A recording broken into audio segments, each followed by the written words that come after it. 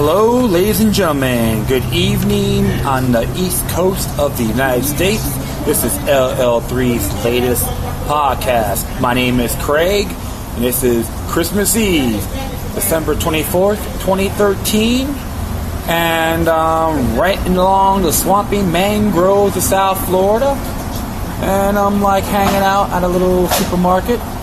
Parking's real quiet. People still driving. Looks like they're heading home. Want to gift wrap their goodies and celebrate the ritual pagan holiday of Christmas. Well, I'm not here to address that today. However, I got this link from Truth Frequency Radio. Thank you, Chris Gio. Hopefully you and Cherie are doing well. And this is entitled The Price Tag of This Year's Obama Family Christmas Vacation. This was written on that same date, December 24th, 2013, written by Kimberly Paxton of the Daily Sheeple. Okay, well, let's begin. As always, the family vacations come with a high price tag, and you, of course, are footing the bill if you have happened to be a taxpayer. They return to Hawaii for this year's Christmas extravaganza, and the conservative estimate for the vacation is $4 million, more than most of us will earn in a lifetime for a 2-week respite for the president and his family. Even the Obama family dog is getting a nicer Christmas vacation than most Americans. Meanwhile, for poverty-stricken Americans, fights are breaking out at the Salvation Army as the peoples slug it out over donated toys to put under the tree for their children.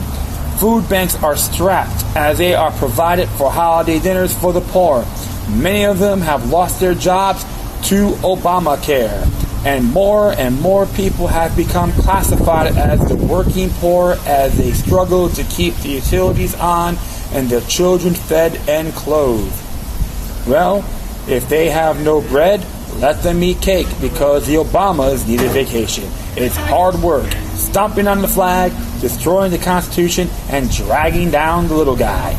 Lest you think we are paying the entire lab, you'll be delighted to know that the president and his cronies pay the $25,000 per week rent on the house that the first family resides in while in the tropical paradise. Sadly, this gesture of fairness is a drop in the bucket when compared to the taxpayers' portion of the vacation bill.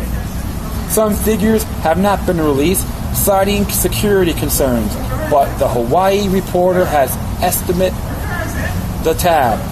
Michael Teselmeyer of the National Payer Union Foundation estimates the 18-hour round trip aboard Air Force One, which he said it cost $179,750 per hour to flight and operation, will total $3,235,500 for the round trip.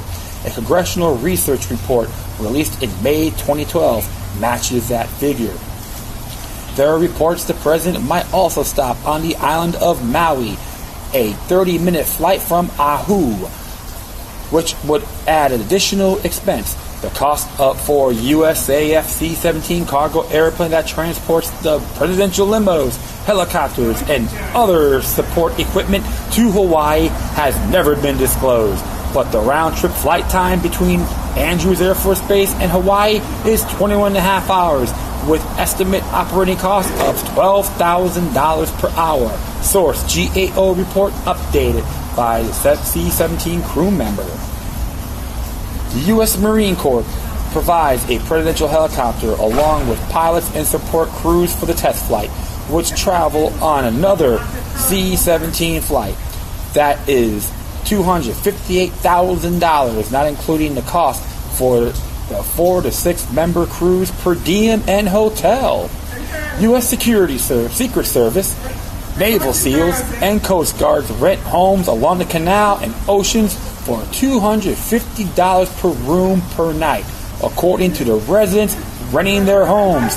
Real estate sources said delegation rents at least 7 homes in the area and arrive ahead of the president, costing taxpayers more than $183,750 for the length of the visit. The White House staff who do not stay in Kailua secure hotel rooms at the posh of Moana Surfrider, a Westin resort and spa in Waikiki Beach. Hotel rooms typically rent for $670 a night, but the hotel offers discounted government rates for about $255 per night, according to Hotel Public Relations Manager Diane Sue. The hotel does not disclose information about the White House visit, however, estimating prices of rooms as well as transient accommodation tax and general excise tax for about 24 staff totals more than $100,000. The president is accompanied by 22 vehicles wherever he goes, golfing and to a basketball game with friends at his Punahou alma mater, or to body surf at Sandy Beach and local favorite restaurants such as Naboo's and Buzz's Steakhouse. Honolulu police are on special duty, paid $250,000 by city taxpayers. Another $10,000 around-the-clock ambulance detail. There are several costs.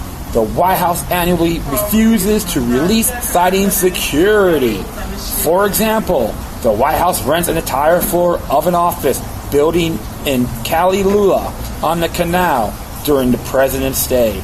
Security upgrades such as bulletproof glass and additional phone lines are added to private homes while existing security systems are disabled. Rental cars and fuel for staff and security as an additional travel cost. Secret Service and White House staff traveling ahead of the president are kept secret. It's really offensive to know. The White House has not released expenses, citing security concerns. However, the most conservative estimate based on what is known for a 17-day vacation in Hawaii for the president and his family and staff and security is more than $4 million. Meanwhile, disabled veterans who make less than $10,000 per year are having to take a 1% cut in their pensions. So, with only estimated cost of the extravagant holiday, approximately 40,000 men and women who served the country for real could have their pensions untouched. But clearly, the president doesn't care about those veterans or about the people who are doing without this year due to this poverty-inducing health care policy. He and his family have left the mansion in which they live and are getting their beachside vacation in a tropical paradise with their entourage in tow, and that is clearly all that matters. I have to say thank you, Kimberly Paxton. It's very, very good, and I enjoy this article very, very well. And I did a little post of a video that dedicated to your article for the Obama family is The Glamorous Life by Sheila E. Hopefully she won't get offended by it, but I know she'll understand for sure. And that's what's really interesting. Everything's going to hell in the handbasket. He wants to sign all these executive orders, which is just an example that the world should revolve around him. It's like any other political figureheads believe they're above the law. He is just an example. I don't care if you're a Democrat or Republican, know the truth. Another thing I recommend is everyone look at the executive orders under whitehouse.gov to think I am doubting my stance against this individual. Nothing personal, but principle. And that's the matter, that's the fact, Jack. And on the final note, I will be posting this on my Spreaker page with the link as well. And that is all for now. And wishing you, no problem. Oh, go ahead. Wishing you a very good Christmas. And it should be not just once a year, but every day.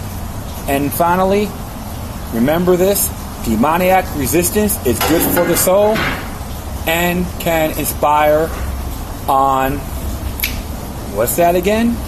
Liberating societies. Till next time, take care, positive blessings, until we meet again.